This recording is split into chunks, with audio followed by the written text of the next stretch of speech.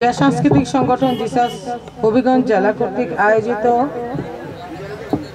আজকের এই 31 দফার কর্তৃক আয়োজিত আজকের এই অনুষ্ঠানে উপস্থিত বিএনপির বিভিন্ন পর্যায়ের নেতাকর্মী এবং আমাদের আওয়াল মেম্বার যিনি হবিগঞ্জ জেলা জিসাসের প্রতিষ্ঠাতা এবং উনি সহ এখানে উপস্থিত প্রত্যেকের প্রতি আমি আন্তরিকভাবে কৃতজ্ঞ এবং ক্ষমা চেয়ে নিচ্ছি যেহেতু আমাদের আসতে একটু দেরি হয়ে গিয়েছে, কিন্তু উনি যে আয়োজন করেছে সেটা দেখেই আমার মন ভরে গিয়েছে। কারণ হলো উনি যে একজন সাংগঠনিক লোক এর আয়োজনে বোঝা গিয়েছে।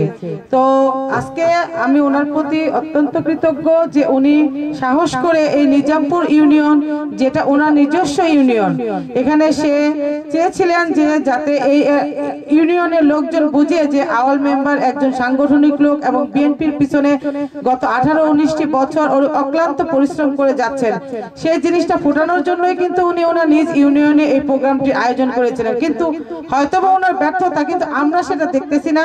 আমরা দেখতেছি যে উনি একজন সংগঠক হিসেবে এবং একজন রাজনৈতিক কর্মী হিসেবে উনি যে সাহস করে আয়োজন করেছেন, সেজন্য আমাদের কেন্দ্রীয় কমিটির পক্ষ থেকে ওনার প্রতি আমার চিরকৃতজ্ঞতা এবং অভিনন্দন। আগামী দিনে এগিয়ে যাওয়ার জন্য তার এই আজকের এই ধাক্কাটা কাজে লাগবে বলে আমি আশা করি।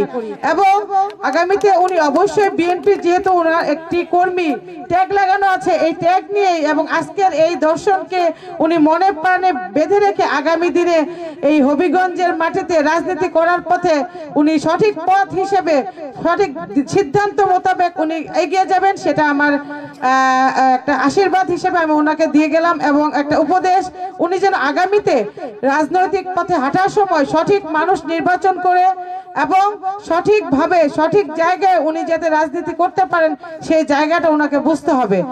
আজ আমাদের জন্য আয়োজিত এই প্রোগ্রামে আমি উপস্থিত আমার জিসাসের হবিগঞ্জ জেলার প্রত্যেক কর্মীকে অভিনন্দন জানাচ্ছি। কিন্তু আজকে প্রোগ্রামে আমরা আসতে দেরি হয়ে যাওয়ার কারণে হয়তো অনেক কর্মী চলে গিয়েছেন, কিন্তু ওনাদের উচিত ছিল আজকে আওয়াল মেম্বারের সাথে থাকার জন্য, অন্তত আমার জিসাসের নেতা কর্মীকে।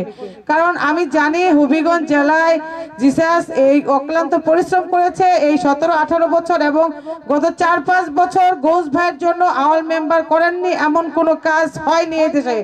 এবং গৌস ভাইয়ের জন্য উনি প্রতিটি কর্মসূচিতে উনি অংশগ্রহণ করেছেন দলে দলে লোক নিয়ে, এবং দেখা গিয়েছে যে গৌস ভাইয়েরও একটি সুদৃষ্টি আওয়াল মেম্বারের প্রতি রয়েছে এবং আগামীতে যাতে আরো থাকে সেজন্য আমরা কেন্দ্রীয়ভাবে অবশ্যই ব্যবস্থা গ্রহণ করব। আর আমার সবচেয়ে ভালো লাগতেছে যে এখানে একটি মাঠের ভিতরে একটি ধান ক্ষেত, মনে হয় ধান ক্ষেতের ভিতরে আয়োজন করা হয়েছে। তো এই ধান ক্ষেতের বিজয় যেহেতু সামনে নিশ্চিত, আমরা ইনশাল্লাহ আগামীতে এখান থেকেই এই সিলেটের মাটি থেকে, গতকাল আমি সিলেটে প্রোগ্রাম করেছি এবং আমি বলে এসেছি সিলেট থেকে ইনশাল্লাহ আগামী দিনে জাতীয়তাবাদী দলের কর্মসূচি শুরু হচ্ছে এবং এই কর্মসূচির শেষ ফল হিসেবে আমরা বাংলাদেশ জাতীয়তাবাদী দল বিএনপিকে ক্ষমতায় দেখতে চাই। এবং আমরা এই বিএনপির হয়তো ছোট কর্মী, কিন্তু আমরা বিএনপির একনিষ্ঠ ভক্ত। আমরা সামনের দিকে এগিয়ে যাব। আমরা যেহেতু কঠিন সময় পার করে এসেছি, আর এখন তো আমাদের জন্য অবশ্যই সুদিন সামনে। যারাই আমাদেরকে বিভ্রান্ত করার চেষ্টা করবে, বিভিন্নভাবে আক্রমণ করার চেষ্টা করবে, তাদেরকে আমরা বলে দিতে চাই যে আমরা তো দুঃসময়ের কর্মী, আমাদেরকে আপনারা কি আঘাত দিবেন, কি কষ্ট দিবেন। ইনশাল্লাহ আমরা সামনের দিকে এগিয়ে যাব এবং জিসাসকে নিয়ে এগিয়ে যাব। এবং জিসাসের প্রতিটি নেতাকর্মীর কাছে আমার বিনীত অনুরোধ, আপনারা যদি সংগঠন করেন তবে মন দিয়ে সংগঠন করেন। কারণ হলো এ দেশকে বাঁচাতে হলে এবং এই দেশকে সামনের দিকে এগিয়ে নিয়ে যেতে হলে কিন্তু রাজপথে থেকে কার্যক্রম পরিচালনা করতে হবে।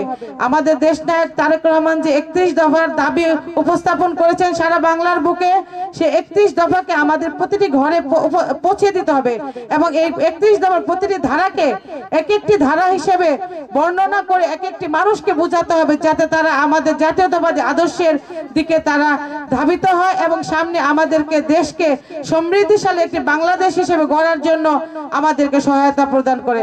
ধন্যবাদ হবিগঞ্জ জেলার আওয়াল মেম্বারকে এবং বিশেষ করে হবিগঞ্জ জেলার আমার জিসাসের প্রতি কর্মীর প্রতি আমার ভালোবাসা রইল।